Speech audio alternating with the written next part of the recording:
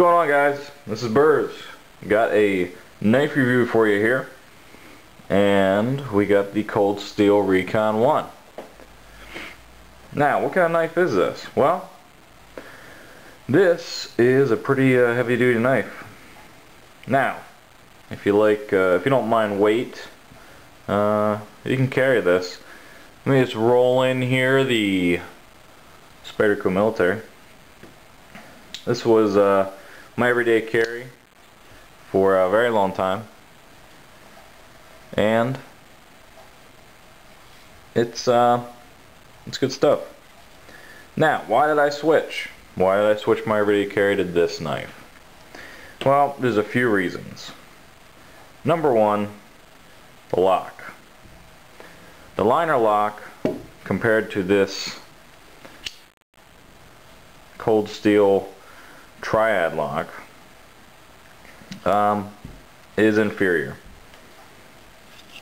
This is pretty much a lockback. This is not. Lockbacks are the best. What's the second part? Why else would I switch?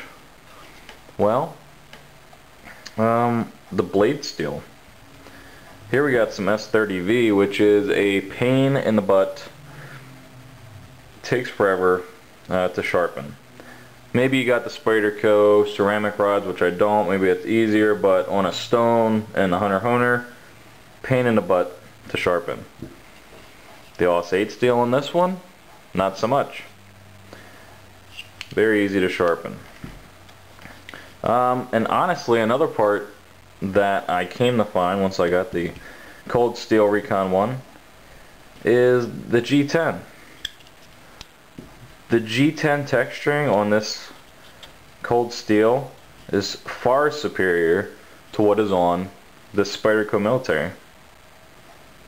So pretty much all in all, there's a lot of upside for me personally with this cold steel Recon 1. So let's go over the specifics here. The overall length is 9 3/8. The blade length is 4 inches, and that blade is a AUS-8A steel with this black teflon finish. The handle is 5 3/8 with G10. It's made of G10. Comes with a pocket clip here, which goes very high for concealment. That is reversible to the other side for left. It is only tip up carry. There is not a area to switch the pocket clip to on each side. And it comes with some thumb studs to open it up. Now, what do I like about the knife the most? Handles. The G10 on these is awesome, and the way this thing feels in your hand, I mean, just look at how that contours to my hand here. It's just awesome. And there is some finger grooves here at the top. Not overly aggressive on those, but once you put your finger in there, it's pretty well there. It can slip off, but this is not a double-edged blade, so if it were to slip off, it isn't really going to go anywhere. I've carried this for about 6 months. Mainly, solely every day for about 4 months.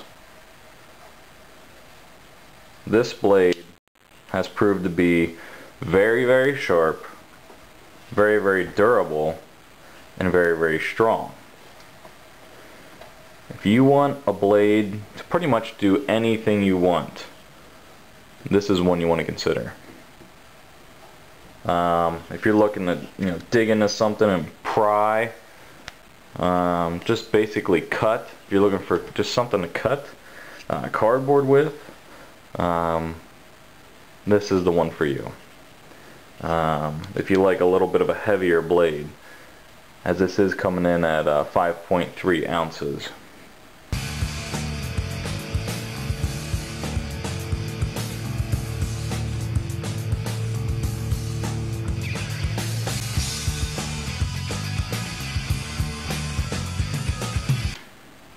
what's something I don't like about it? Well, this is kind of a love-hate, but the Teflon coated blade. Now they say it's not able the light reflection on it is minimal for you to not be seen in a tactical situation.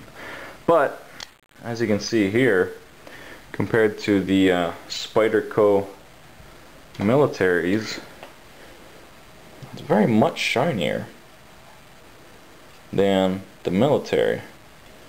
So that would give you away in a situation in which you don't want people to see. Now, this is a triad lock. It's pretty much a lock back. All you do is you depress the back here and you put the blade down. Now, that being said, since this is a lock back, once that blade comes down, it is going to swing down and go right into the cavity where the blade lays. Okay? Unlike something like this, a liner lock, where it doesn't so much do that until it gets way down. And it'll go back in a little bit. But as you can see, on a liner lock compared to a, see how that flips back in? So that's one thing I'd be careful with if you're going to carry this knife, or any knife that has a liner lock type blade. It does have some of a spring to it, so you want to make sure you get your hands out of the way before you bring that down. You don't want to have your fingers here when you're bringing it down. You don't want to have your finger here, or that's going to come down and give you a nice little cut. So that's a safety tip there if you're looking to purchase this knife. You can adjust the pivot here of the for the blade. I haven't done so yet. It's a little bit tight. I just haven't had a chance to adjust it. You know, you just give it a little. I'm very limited in my space here. You just give it a little. You just give it a little snap there, and you're open. I'm very limited in my space. I have about 10 inches to work with here. So, anyway. But yeah, you do have to kind of flick it open. You can see there's resistance there. So, it's not like a liner lock where you can flip it open pretty rapidly, because there's no resistance really until you get to the liner lock. There's resistance all the way on this one because of the way the lock's made.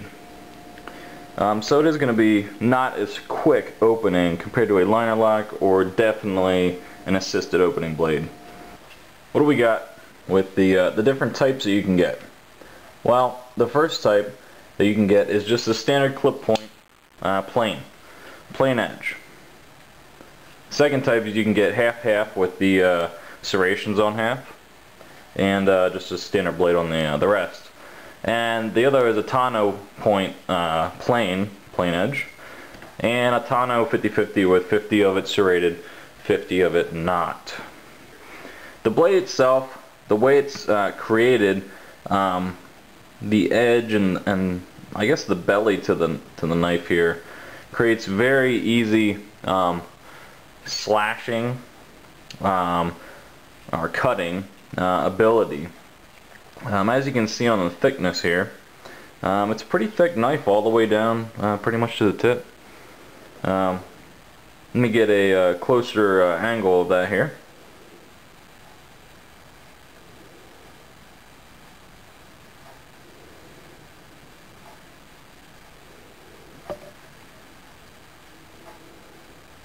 Now, this Teflon finish on here is pretty slippery.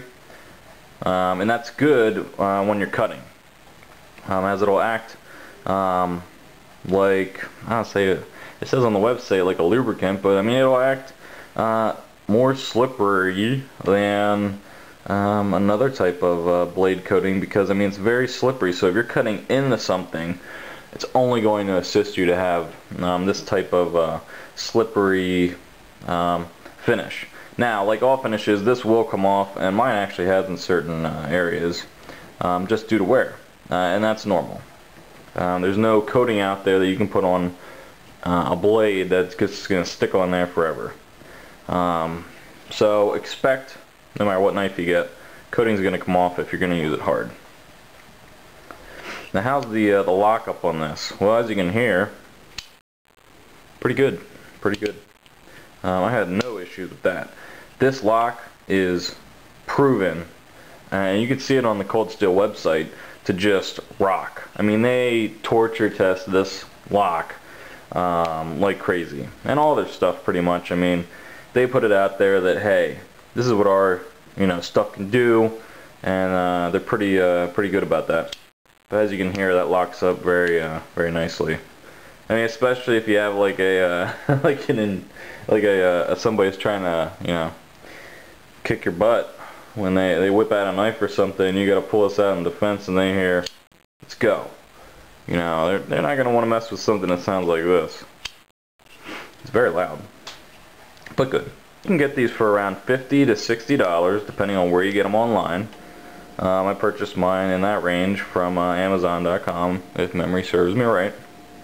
These are made in Taiwan, as it says right there. And you can see right here you get the Recon 1 titling.